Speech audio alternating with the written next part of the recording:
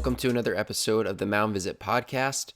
Sorry, it's been a few weeks since I've actually done a show. I can't even remember actually the last time it was. It might have been 2 weeks ago or so. Been a little inconsistent lately just with some things going on with the business and training and doing all those things with the guys. The podcast has just kind of slipped a little bit. There's been a couple of changes moving forward. As of now, it's just going to be me running the podcast. I'll have guests on every once in a while, and even Josh still might make an appearance on the show every once in a while, but primarily it's going to be solo episodes similar to this, and then having a guest on periodically. So I'd love to have your guys' feedback on questions that you have, topics that you want me to cover. I want to make sure that this is a helpful resource for coaches and for players. And at the end of the day, that's what the mission and the goal of this podcast is to serve you. So if I'm not doing that, I want to make sure that you let me know and that you tell me the things that you want to learn more about so I can serve you better. So today, I want to talk specifically about catch play.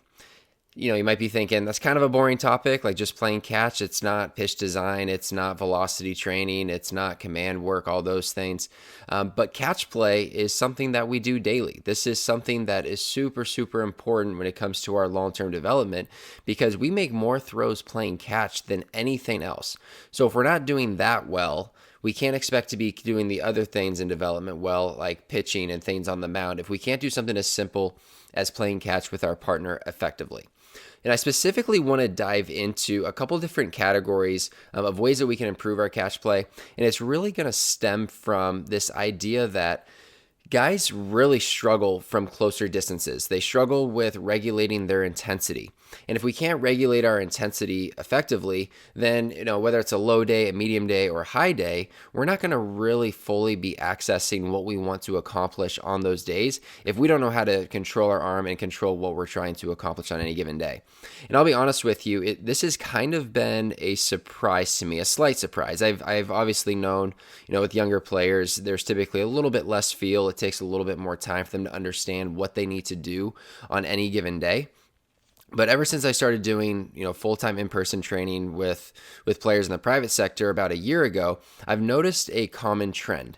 And that trend is that guys really struggle from short distances. And if they are throwing from a short distance, they feel like they have to throw it hard in order to be accurate. So if they're not throwing it hard, then they're just lobbing it and they're getting very pushy. They're throwing it over their partner's head. They're spiking the ball. They're doing all of these things that just don't look natural or comfortable.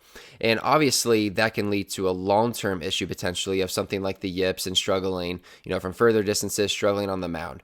So I really want to bring an emphasis and some thoughts and ideas to help eliminate some of these issues.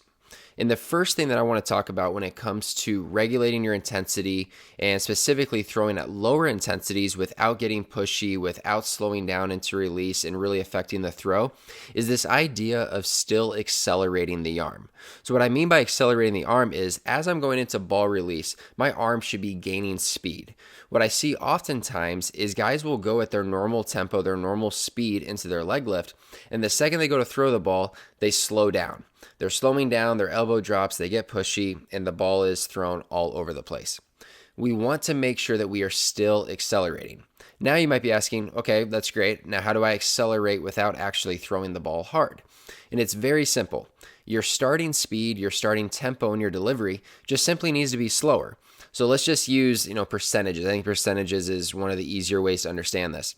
If my starting tempo is at, let's just say 30% of my max speed my body can move, and I'm eventually going to build up from 30% to 100% effort on a max effort throw, then if I'm going to go at, let's just say 50% effort of a throw, I can't be starting at that 30% effort in the delivery. Because if I do that, it's going to feel like I'm slowing down. It's going to feel like I have to change something later in the delivery to not throw it at 100% effort or to throw it at least at a higher effort.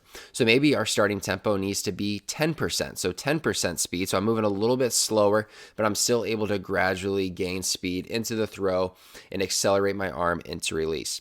Another simple way to think about this is just to have rhythm, right? Oftentimes when you see guys throwing slow or slowing down to release is they just have no rhythm. They're choppy, they go fast at one point, then slow at another, or vice versa, versus just a nice, easy, I'm flowing, I'm gradually picking up speed, I have rhythm, I have tempo. Like that is what we are looking for. We're looking for freedom and rhythm in the throw. That is by far the number one thing I see as the biggest issue for catch play from shorter distances or just trying to throw at lower intensities. Now, if you're someone that still really struggles with this, there's a couple ways that we can mitigate these types of situations or mitigate these types of throws. One of them is to simply throw from further distances to start. So maybe I don't start at 45 feet. Instead, I start at 60 or 75 feet even.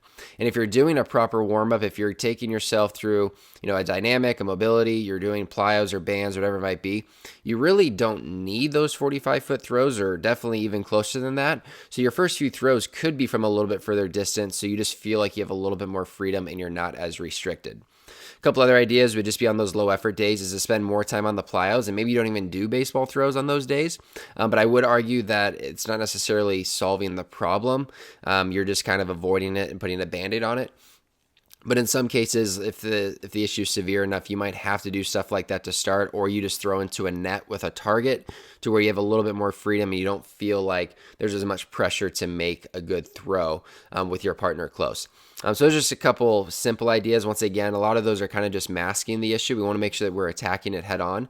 Like you should be able to make a throw from 45 feet accurately without feeling like you have to change your mechanics, drop your elbow, get very pushy. And I think the biggest thing that you'll see is once you learn how to just start slower with your tempo, be loose, and still accelerate your arm through release, you're going to feel like this is much easier.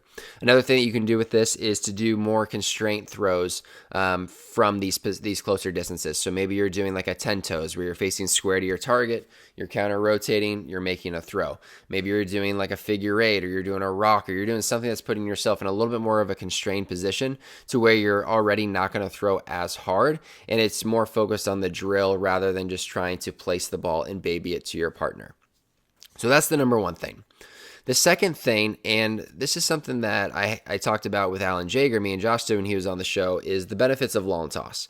And lawn toss is obviously something that we talk about a lot from a velocity development standpoint of using it as an arm strengthening and conditioning part of your programming. But I would argue that lawn toss really helps improve the feel of the baseball and understanding how to regulate your intensity, understanding the effort that needs to go into each throw to reach your partner and throw it accurately. Lawn toss is another version of variability training. We're changing the distances, we're changing the height we're throwing it, we're changing the velocity, and still trying to do all of that while throwing the ball right at our partner's chest. And it's funny, I was talking to one of my clients who's a more of a veteran player. He's in his early 30s, and we talked about lawn toss and how we both thought that helped us with command, because you're constantly throwing from different distances. You're going out to 300 plus feet and still trying to throw the ball within a window of the body and still trying to be accurate.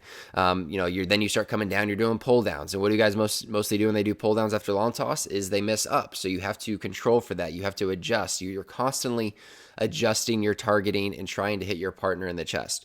And this is, something that I'm starting to learn now in the private sector and doing a lot of throwing inside in some cases, especially during the summer in Arizona when it's 120 degrees outside, is there is a huge difference between lawn tossing indoors into a cage compared to lawn tossing outside.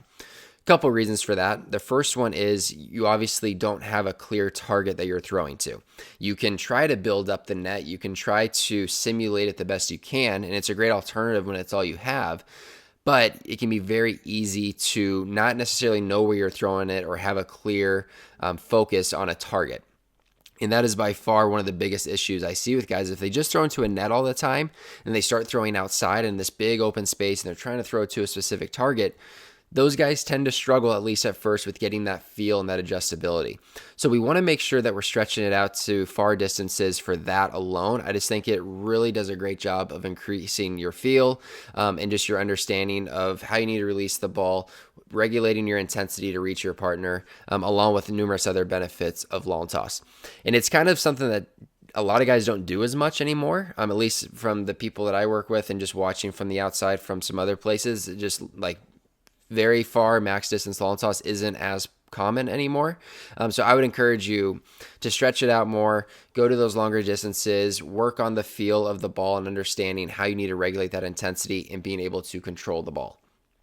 The third one, this is a very common thing now, is more athletic-based throws. So just instead of being in that robotic position of trying to throw it, to your partner right from pitch number 1 out of your leg lift, let's move your feet. Pretend like you're a shortstop, backhand a ball, field it like you're coming in for a slow roller. Anything that we can do to keep us free and athletic, the better. Because it, once again, comes down to variability training once again. We're throwing from different angles, different positions, and still trying to hit our partner in the same spot every single time.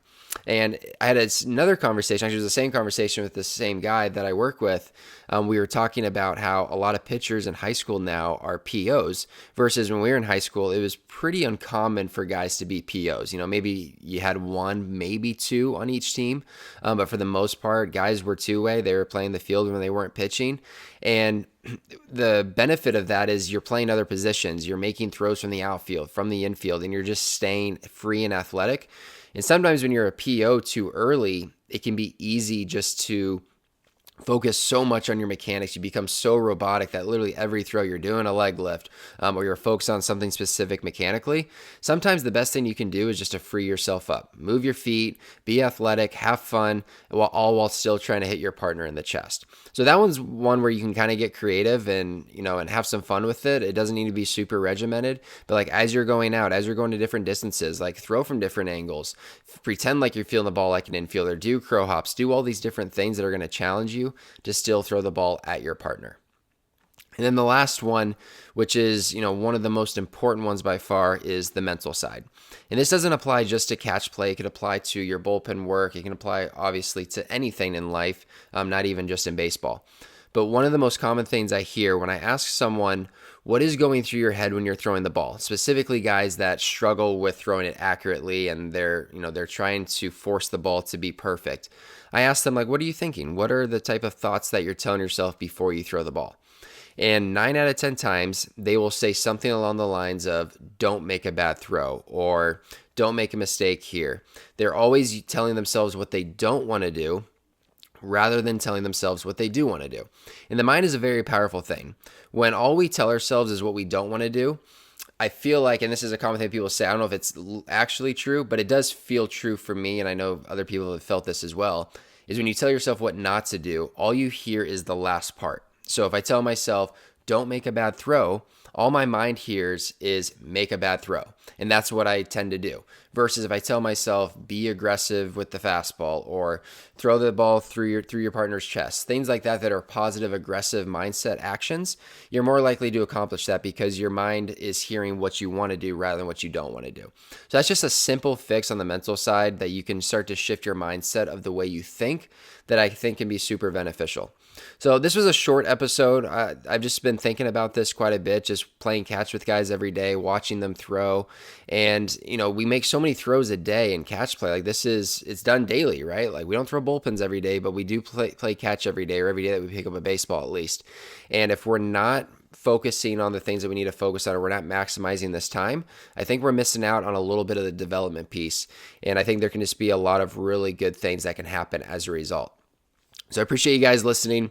I'd love to hear your feedback on things that you've done, maybe as a player or as a coach, things that you've seen that players struggle with, and maybe some things that you have used to help them get better and work through this. I'd love to hear your thoughts, and as always, feel free to reach out on social media. You can direct message me or you can send me an email. I'd love to talk pitching, and until next time, I'll see you guys then.